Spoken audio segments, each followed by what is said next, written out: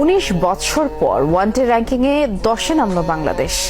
সোমবার র্যাঙ্কিংয়ের বাৎসরিক হালনাগাদ তালিকা প্রকাশ করেছে আইসিসি, যেখানে আফগানিস্তান ওয়েস্ট ইন্ডিজের চেয়ে পিছিয়ে 10 নম্বরে আছে টাইগাররা।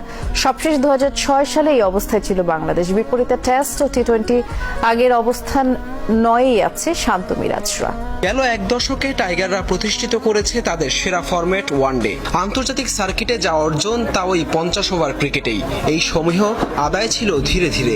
সাকিব, তামিম, মাশরাফিদের হাত ধরে সেরা 6 দলে উঠে আসে বাংলাদেশ। কিন্তু লাল সবুজের সেদিন ভেসে গেছে চোখের জলে। গত বছর থেকে এই সময়ে 11 ম্যাচ খেলে কেবল 3টিতেই জয় আছে শান্তদের। সবশেষ চ্যাম্পিয়ন্স ট্রফিতে কোনো ম্যাচই জিততে পারেনি বাংলাদেশ। তার আগে ওয়েস্ট ইন্ডিজের বিপক্ষেও সিরিজ হেরেছিল টাইগাররা। এমনকি 2023 বিশ্বকাপের পারফরমেন্স ছিল হতাশাজনক, যার ফল মিলল 2025-এ আইসিসির বাৎসরিক র্যাঙ্কিংয়ে। 19 বছর পর ওয়ানডে র্যাঙ্কিংয়ে 9 থেকে 10-এ নামল বাংলাদেশ। সবশেষ 2006 সালে 9 ছিল লাল সবুজ দলটা। মাঝে এই সংস্করণে দারুণ পারফর্ম দেখিয়ে 2017 সালে উঠে এসেছিল 6 নম্বরে। সেই দলটা এখন আফগানিস্তানেরও পেছনে।